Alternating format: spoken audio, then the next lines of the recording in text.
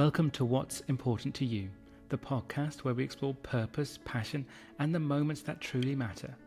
I'm James Dean, and each week I sit down with inspiring guests to uncover what drives them, inspires them, and what's important to them. Have you ever wondered how we find hope and meaning during life's most difficult seasons? And can telling our story help us heal while helping others feel less alone?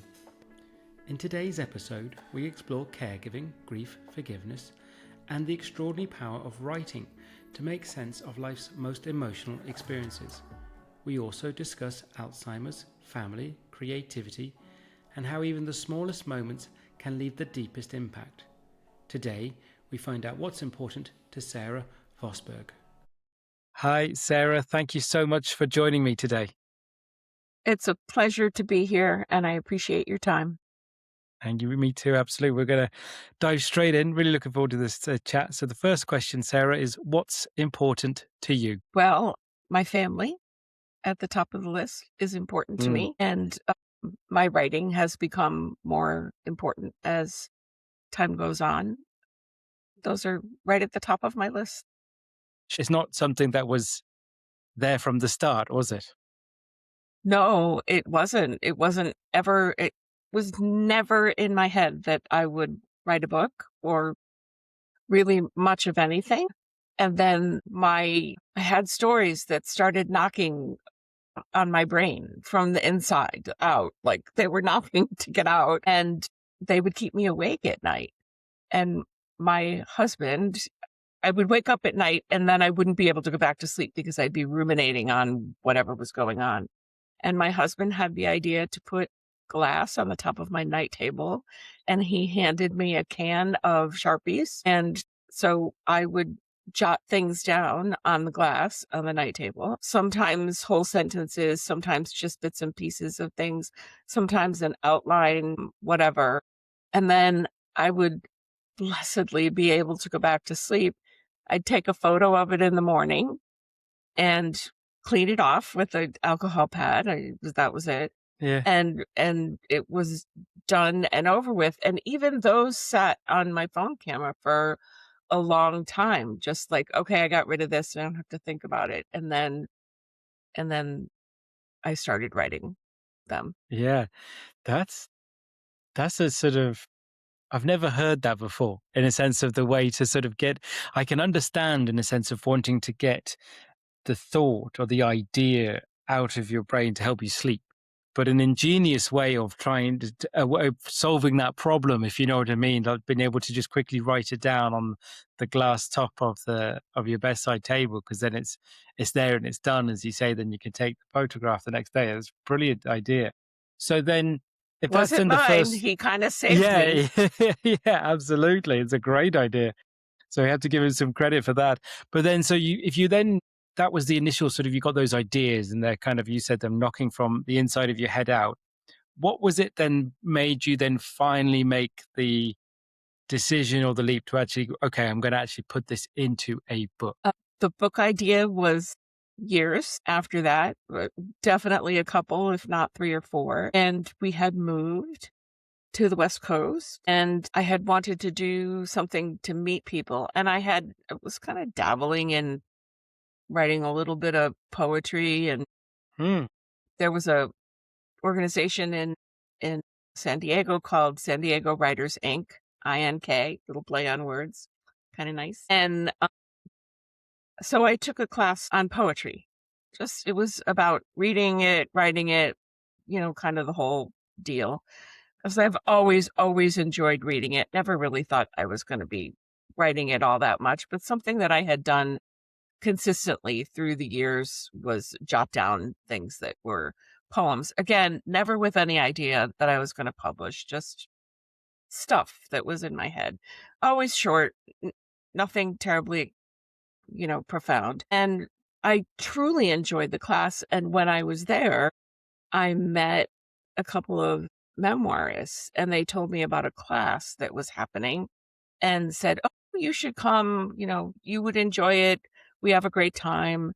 So I took a class on memoir, and we had an assignment every week for 5 pages to bring in, to read aloud, and then get critique from the other people in the class. And I did that, and I ended up using the fodder on my phone that I had taken all those pictures of a few years before. And I'd come home from class and I would toss we were live, we weren't on Zoom. I would toss the papers on my desk, and I ended up with a pile of papers on my desk, but I never did anything with it. And then I was cleaning my desk because it was a disaster and it had piles all over it, and I needed it for something else. And I realized that I maybe had something chronological. So I sat down on my living room floor and I started throwing the 5-page essays out onto the floor, and, well, this happened first, and, oh, this fits here, and so on. Did that and realized that I did in fact have something chronological, and said, as influenced by the other people in my memoir class, I might have something here. And it went from there. But it was never an intent when I started, or if it was somewhere so way back in the recesses of my mind that I was never a conscious thing that I was doing that until I sat down on the floor and put that stuff in order. Yeah. That's interesting because the whole thing of doing, as you say, a memoir as well, because it's so personal, is obviously about yourself. So almost in the fact that you were doing it as short essays, was it almost then, because you weren't thinking of it as a book, as you say, it was, and then you could piece it together. Was it, in some ways to me, see if you correct me if I'm wrong, but it almost feels less pressure in that way because you're just writing them as short essays and that's the next bit for the class, versus this big old thinking I'm going to be writing about something long or all your life. So it kind of did it give you almost a license just to write because you were just doing those kind of short essays? You completely hit the nail on the head. It was totally non-threatening. It was not overwhelming, nothing. It wasn't until I looked at that chronological piece spread out all around me on the living room floor, and I realized that I had written a ton of stuff and that it was all thematic and chronological, and I was really kind of astonished Yeah, that's what ended up happening. sure. And interesting, because when you say you started putting it out there and you got this chronological order, had you written them in that way, or is it just the fact that you're able to piece them together? It was that I was able to piece them together. I had written Yeah, them to meet the specifics of the assignment because sure. we talked about craft, we talked about in class, we talked about Yeah, craft, we talked about, literary device, all of the kinds of things that you'd think that you would talk about in a writing class, we had talked about. And so the assignments were very specific to that. And yes. oh, this is easy. I can do this. And in fact, my class was on Saturdays from 10 to 12, I think it was. And I would get up in the morning early on a Saturday and do the 5 pages because I was working full time, and it would germinate in my head all week long. And then Saturday morning, I would sit down and write those 5 pages. Now, that's not to say that they weren't pretty rough and didn't need editing and so on, but I got a lot of feedback for that when I was in class. So that Yeah. was terrific. So you've got this to the point where you've got these essays and you're putting them into some sort of order. The next thing then, so you think, was that the case of then I've still got more to then make this into a book, or did it all come from what you did in the class? How did you then make it to actual, this is actually going to be a book? Well, some of the things were connected, and I did transitions between them, so the essays ended up being longer. But I realized, so it basically the book covers my mother's time in memory care. with Alzheimer's. And there were a lot of flashbacks, if you will, not that had already been written, but flashbacks in the process of looking at that volume of information that I had about things that were related that had happened earlier in life when she was more herself, or that had happened with my kids or whatever. And so I began writing those. And then the book kind of it was already in chronological order, and I decided to do each of the chapters as a month. My mother was in memory care only from October to June, and then she died. So I made each of those a chapter. The beginning of each chapter ended up being that stuff that was on the living room floor. Mm.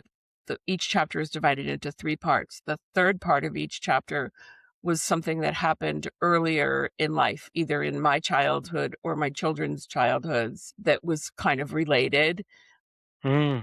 either by time of year or by event. And then the middle section was the poetry, that some of which I had started in that class that I first took and had put aside. Yeah. And I kind of look at the first and third sections of each chapter as the prose as black and white, kind of, this is the Mm. stark reality of what happened. And then that middle section I think of as a color snapshot of the feelings and the events Mm. and the related things in the poetry. Yeah. I'm just going to it's because obviously you're writing about, I'm sure, such a difficult, and upsetting sort of time and that with your mother and that, but sort of to put it in, to mix it in, as you say there, with, as you said, there's the black and the white with the color in between, and a very different sort of way of writing it. And do you? I love, obviously, because you, I seen it in before we chat, when I was looking up about you and the information, obviously Alzheimer's, the fact that you've been personally affected by it because your mother is obviously something that's important to you now, in a sense of you've written about it. First question, I suppose, what was it like to try and write about that in the book, say with your mother's, dealing with that and living with that? It was hard, but it codified for me a lot of my feelings around Mm. the whole situation, because honestly, when you do this, when you're in this position as a caregiver or the choice maker for the things that are happening with someone in this kind of a situation, it's an amateur business. And I had a professor in grad school, an old wise dude, who said to us, parenting is an amateur business. And it's an amateur business no matter how many children you have, because each one comes out differently. And you roll with the punches as they go, and you do the best you can with the information that you have at the time. And at some point you need to forgive yourself for not being perfect, right? Mm. And I would take that a step further and say that parenting your parent, which is what you end up doing in a situation like this, is also a very amateur business. First of all, you're not, unless you're a professional doing these kinds of things, you don't know about this world, about how it's managed, about what people do. And at the time that I was doing it, and even now, unless you're really researching it, there's not a lot of info out there. Mm. And so you do the best you can with the information that you have. And as I got deep into this process and realized that, well, there was a book here and that meant the P word, publishing, I Mm. became important for me, what's important for you kind of a thing, that I would validate other people who were going through the same kinds of things, in that whole notion of, you do the best you can at the time with the information that you have, with love, with concern, with care. But it's not always a perfect decision. I look back There are things that I would change about what I did, but I did the best I could. I also wasn't thinking about it. When I was doing it, it became so imperative to put one foot in front of the other and make sure that she had what she needed, or make sure that one thing or another was in place, that I didn't really think about my feelings a lot. So the process of writing allowed me to have the feels, Mm, the catharsis. And so a lot of it was very difficult. mm, Lots of tears over the yeah. process, lots of laughs also, and a lot of change in perspective. Yeah.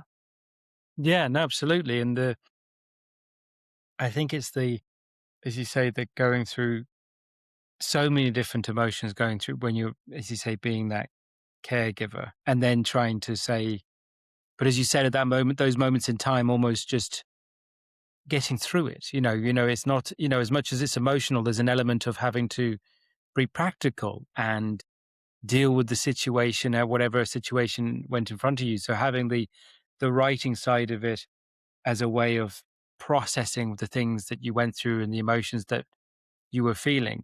But it's also the point that you said there that, because I'm sure before my next reference, when it comes to publishing it, there's an element obviously of putting it out there, putting it, there's a vulnerability in a sense of not just from yourself, but your other family, your mother and things like that. But it's the fact that you might be able to connect with other people. Do you know, you said it yourself that there'd be someone else out there who's gone through the same thing and they may be thinking the same thing, that they're alone, isn't it? That it's that when we think we're the only person going through something, it's incredibly isolating, isn't it? It's very isolating, and I have several friends who've been through similar things, whether it was aging that was physical or aging that was cognitive, Mm, but they were from larger families, had there's my kitty in the background. Larger families, sibs to talk to, and some of them, that was an extremely helpful situation. Others of them said, "You're so lucky. I'm an only child. You're so mm, lucky. You're an only child. You don't have anyone else that you have to run all these decisions by." And I have never liked being an only child. And I was an only child mm, when it wasn't a thing to have one child. You had a family, and likely you yeah. had 3 or 4 children. So, and I had many friends who had, 4 or 5, 6 sibs. So that was always really enticing to me. I just thought Mm, that kind of life with all those kids around the house would be really cool. But it it wasn't fun being, mm, like you say, you hit the nail again, that isolating feeling about making all those decisions and having no one to run it by. And my husband was tremendous support from the glass on the tabletop to the very end of my mother's life and through writing the book. And he actually encouraged the book long before I ever thought of it as a tome. And my best friend, who I grew up with, who is as close to a sibling as I could possibly have, who was extremely supportive of me and heard all the stories as they were going on. So it was nice to have them, but sometimes you're just so exhausted from a situation that when someone says, "Well, what happened today? Well, how did it go today?" It The response was, "I cannot relive it at the moment. I'll have to tell you later." mm, Just because there were times that things were just so difficult and awful. mm, absolutely. And to touch on the bit that I mentioned there about the whole thing of putting it into a book, and that, how did you need to sort of reconcile the sharing the story, thinking it's going to be public, or was that something that did you have doubts, I suppose, about putting it out there? Still still have Yeah, doubts. yeah, Yeah, yeah, sure, absolutely. I know, were my mother alive, she would be furious with me because, I aired the dirty laundry, sure. but I think I made her human and vulnerable and real and lovable also in that process. But anyway, there's that. And then I was absolutely sure that it was just drivel and there was no point. Hmm. So yeah, so that's the next question. Is sort of, what made you then believe, or who made you believe that actually, you know what? No, this is worth one writing, publishing, and people are going to actually, you know, receive this in a positive way. I didn't get the receive this in a positive way until people that I didn't know Yes. started reading it and gave positive feedback. Yeah.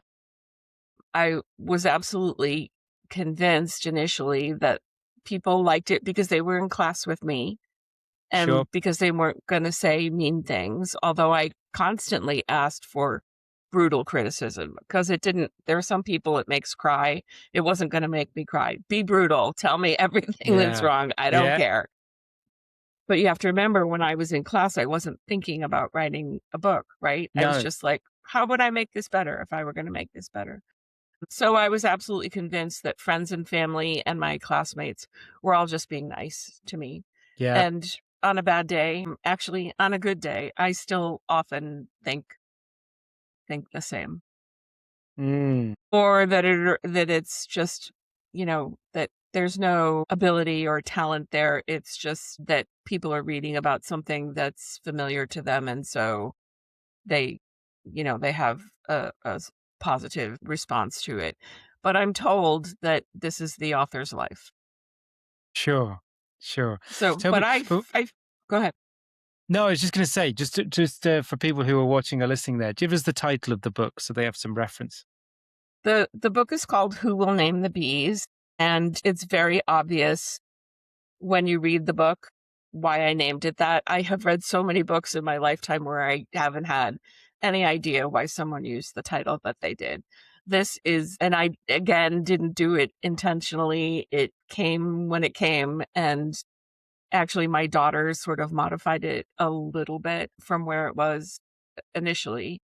But toward the very end, my mother had a little bit of a rally, which is not unusual with the whole Alzheimer's thing. And the whole family was there on her last Mother's Day. And she asked me, it was always safe for us to talk about gardens and music without a flashpoint. So she had asked me, what are you doing in your gardens this year? So I talked to her about what I was doing in my gardens. And we actually had a real conversation about it and then sort of settled into this quiet little companionable silence. And then she looked at me and said, so tell me what you're doing with your gardens this year. And I looked at my husband and he blew me a kiss. You got this, you can do this, just repeat yourself, because that's what you end up doing at this stage. And so I started over again saying the same things. And she looked at me kind of angrily and said, you already told me that. I mean, the bees. Tell me about the bees. Well, we had spent the entire previous year preparing to have bees, to keep bees in that spring. So I told her about it, and we never, like, I would have phone conversations with her and say, we learned this about the bees today, or, oh, we got connected to the beekeepers, in our town, or whatever. And she never really responded to it. It was just something that, you know, I, Mm. I babbled on to her about, to just be able to chat with her.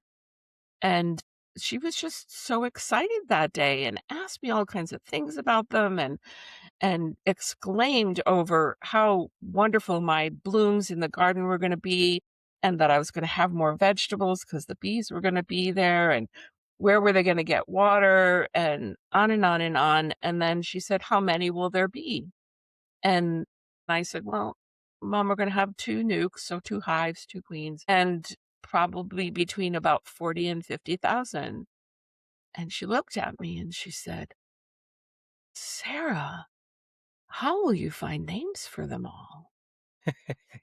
And she was dead serious, like Yeah. absolutely, completely serious, which was like, it pained me at the time, like, that you didn't understand that you weren't gonna name 50,000 Yeah. bees, right? Yeah. But looking back on it, it was sort of an innocence and a sweet moment.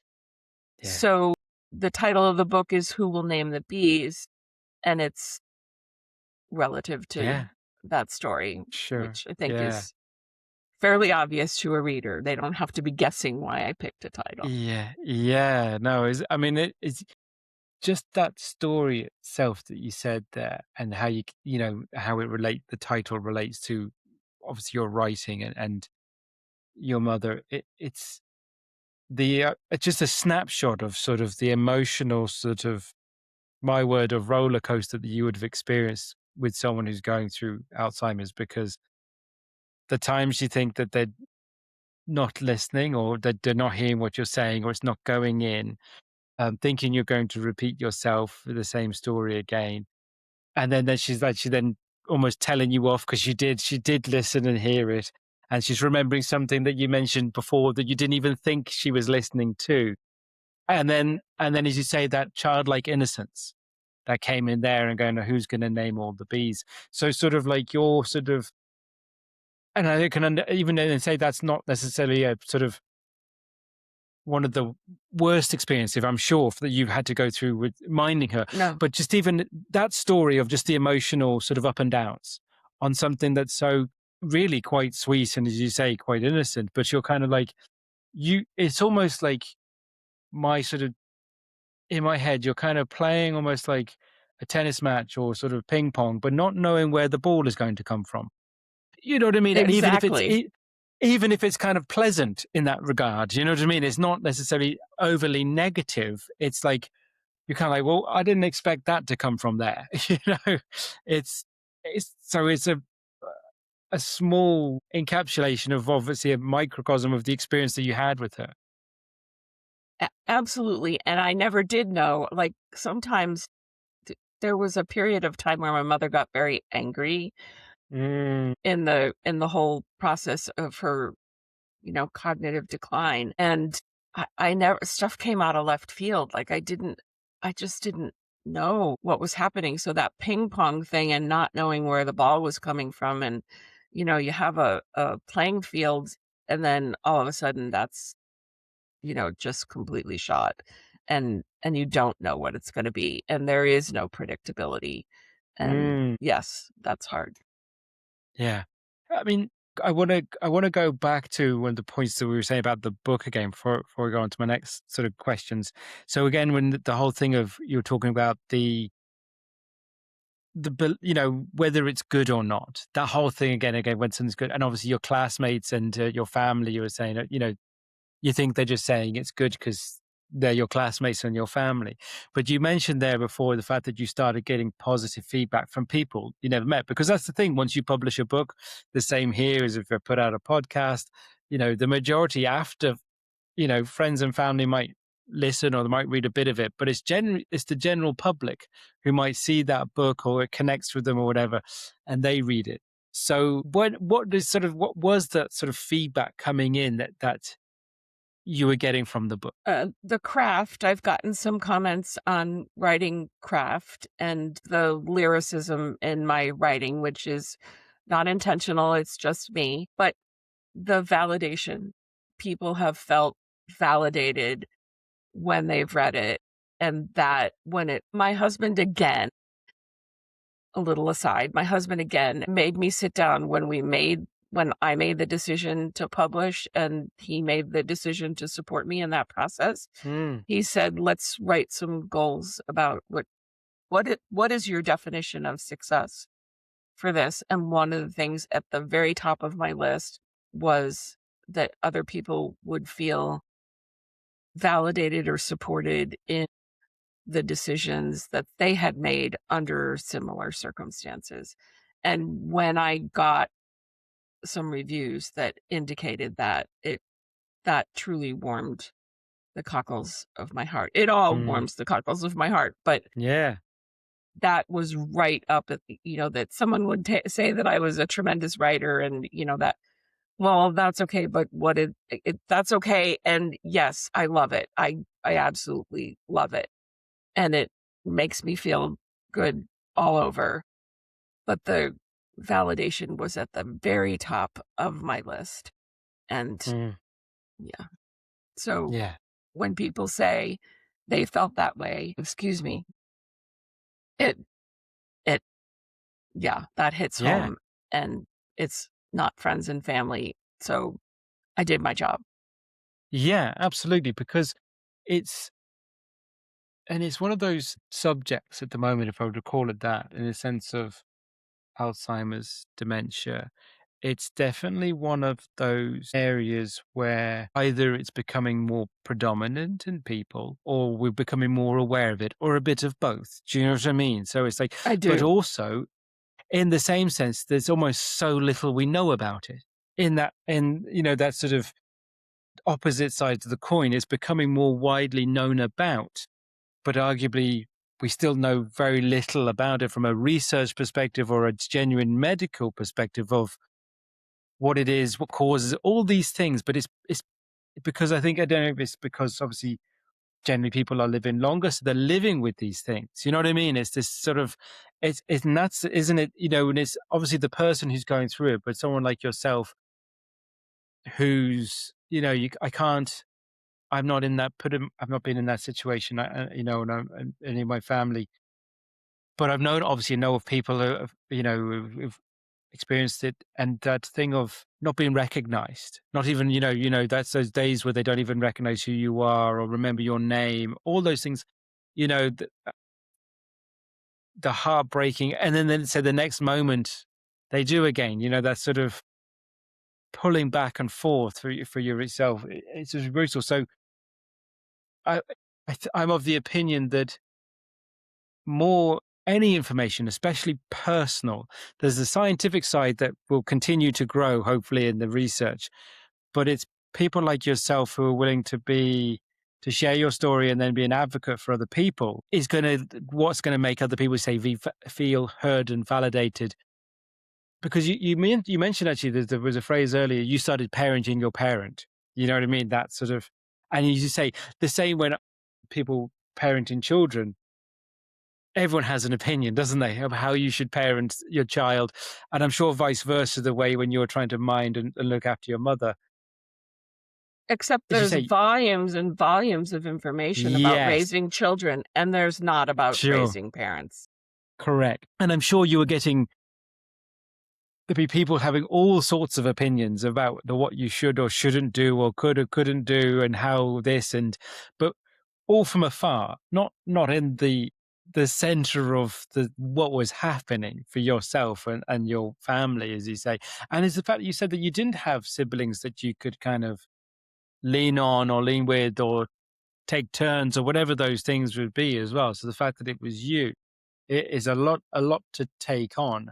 And I can imagine when you got that sort of from other people who've experienced it to think, because I'm sure it's like with parenting, when you were doing it in a sense of the opposite way, parenting the other way, constantly questioning whether you're making the right decision and then feeling guilty for, that horrible emotion of feeling guilty for not making a decision or making a decision. You And, got it. and yeah, Damned if and you it's do, the, damned if you don't.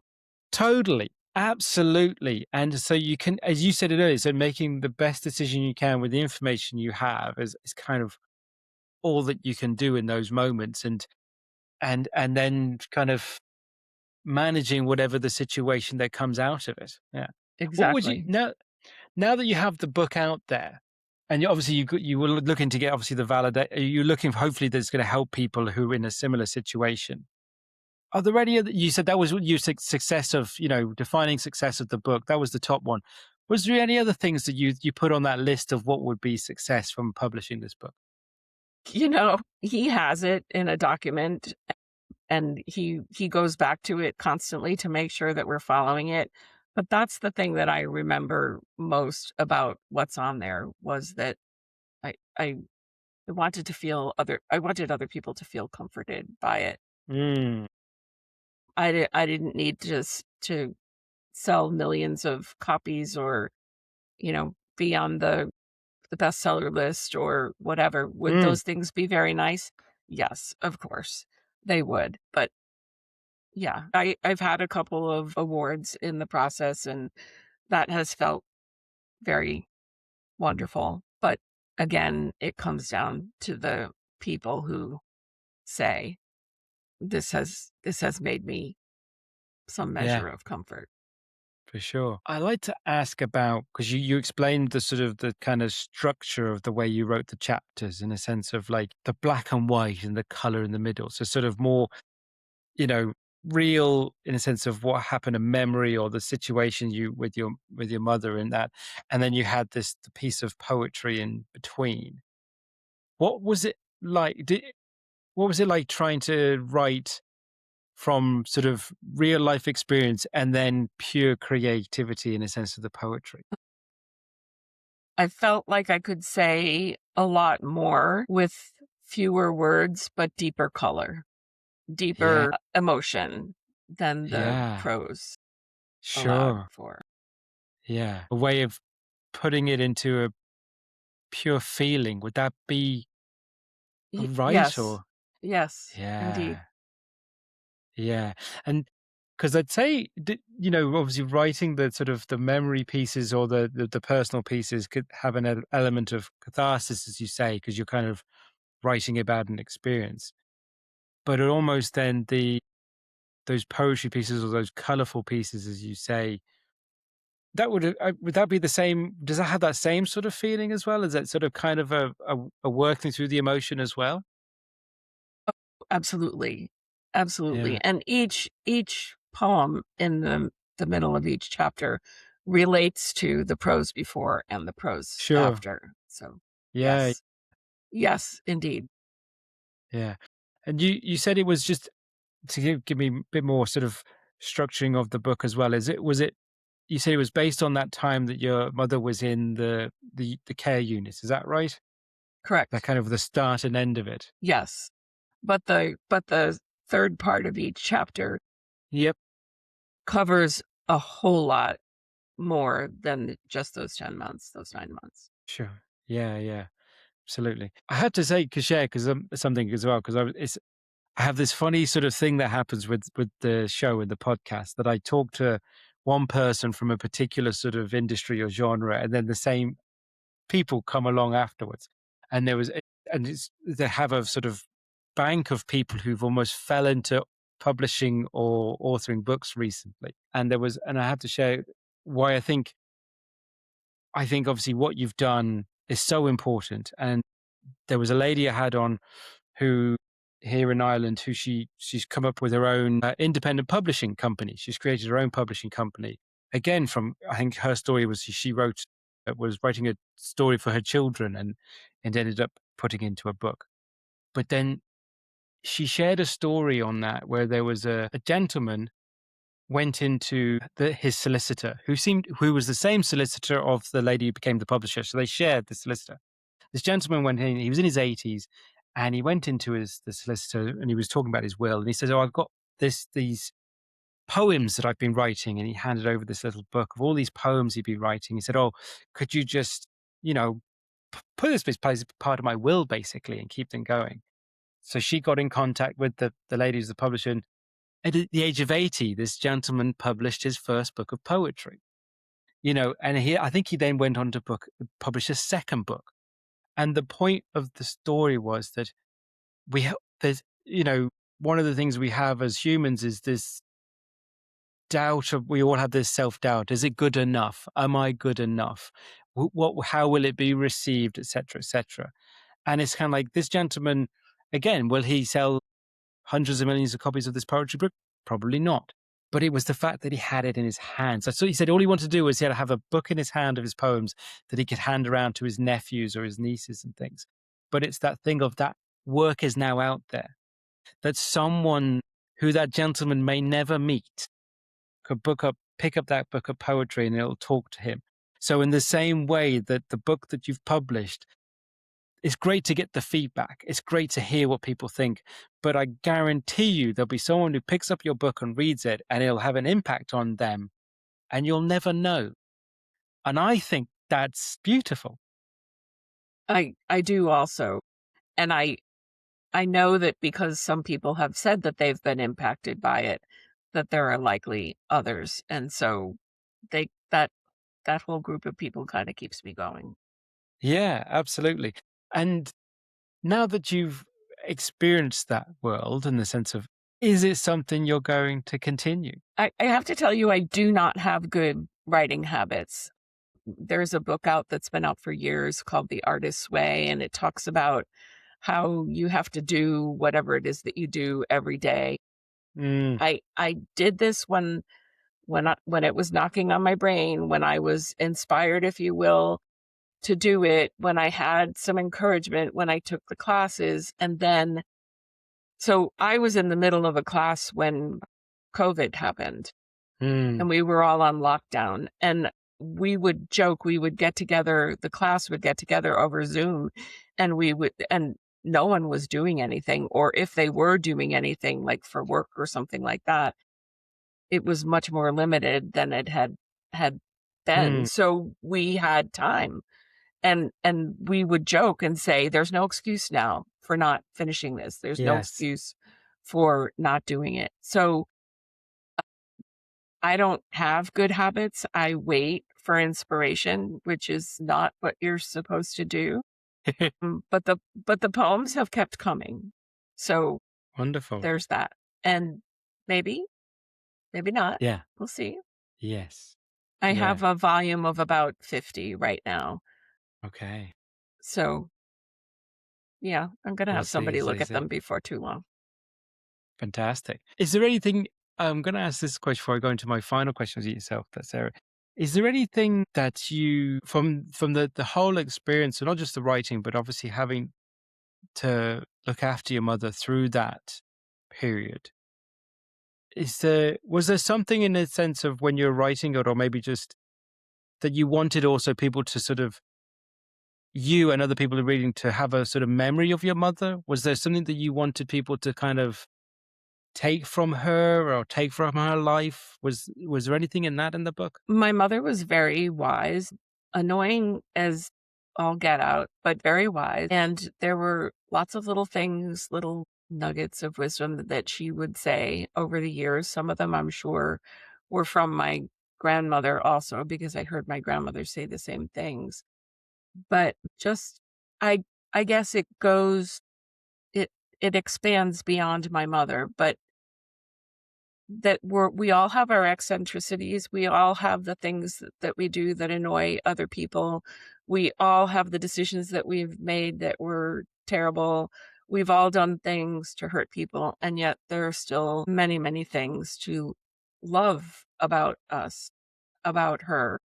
And my mother used to say that true maturity comes when you forgive your parents for all the mistakes they made raising you. I would say that the book is a ode to forgiveness, if you will. I acknowledge faults, but I also acknowledge the really wonderful things that she was and did. Mm. No, I love that.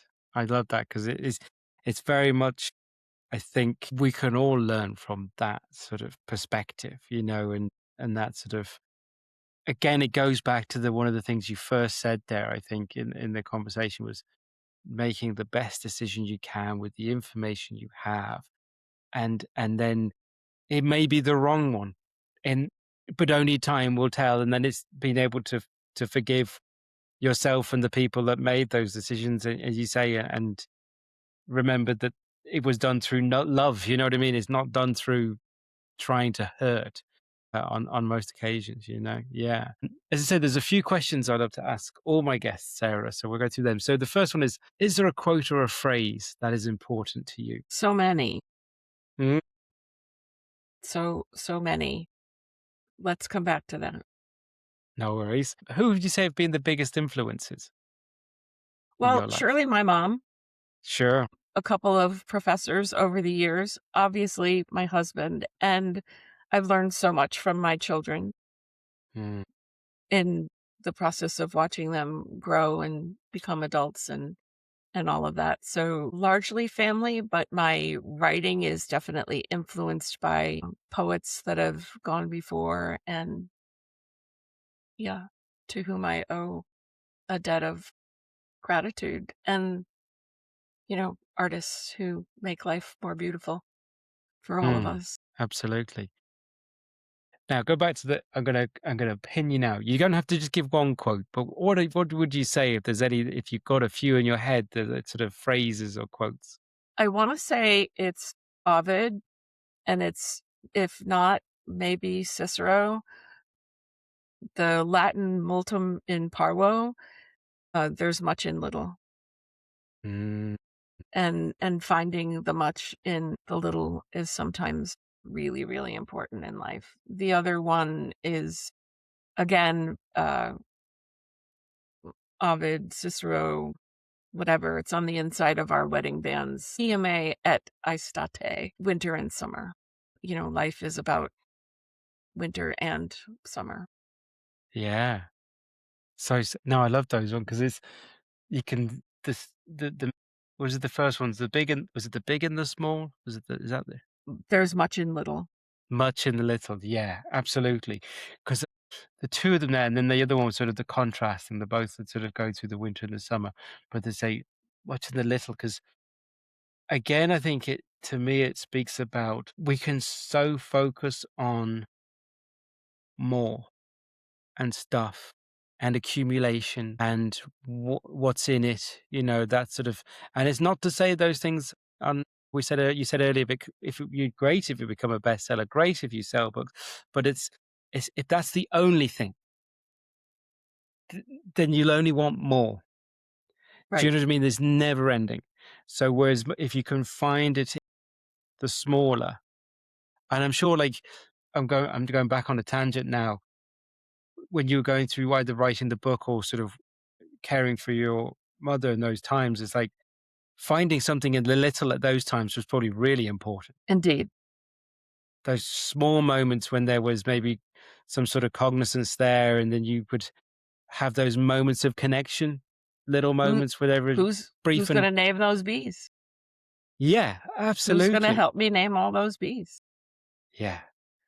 Because you say like that sort of will just live with you, and I'm sure as well, like it'll be in those moments now in your, because it's this thing of like in your own life when you're kind of, when life is just happening and things are going, and those moments of whatever be that get on top of us, you can always go back to that, and it can again give you those perspective again, isn't it? Snap you out of a situation or a negative thought pattern, whatever it is. It's having those, not just sort of, it's not just having a mantra because that can be a bit superficial, but having something that reminds you of a situation can change your mood entirely, can't it? Absolutely. Just like a song. Yeah, 100%. Absolutely. It's been absolutely lovely to chat to you. And I really do thank you for sharing again about your wanting to be your mother and the book that you wrote, and hopefully how it's, and then obviously a very difficult but important subject in relation to Alzheimer's and dementia and how it affects people. I have one more question for you though, which is, Sarah, what's important for your future? My family, Mm, probably more writing, but I won't commit to a book, and to finding the small things, finding small and important things in mm, winter and summer. yeah, all right. I love that. Yeah, no, as I say, Sarah, it's been absolutely wonderful to chat to you. I want to make sure that people do know more about your book and about yourself, and where they can get it and all that sort of stuff. So we'll make sure links are in the show notes. But if you'd like to give a shout out now where people can find you or find your book online.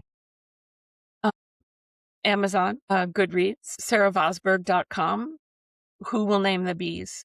All of those are places to find me. Fantastic. And say links are going to be in the notes for anyone who's watching or listening that wants to learn more about Sarah and her book. So, Sarah, once again, thank you so much for talking to me today. I am so acutely aware of the gift of time, and I appreciate both your time and the time of your listeners in the process of hearing this. Thank you so much. Thank you. Thanks for listening to What's Important to You. If you enjoyed this episode, Follow or subscribe wherever you get your podcasts. And if it resonated, share it with someone who might need it too.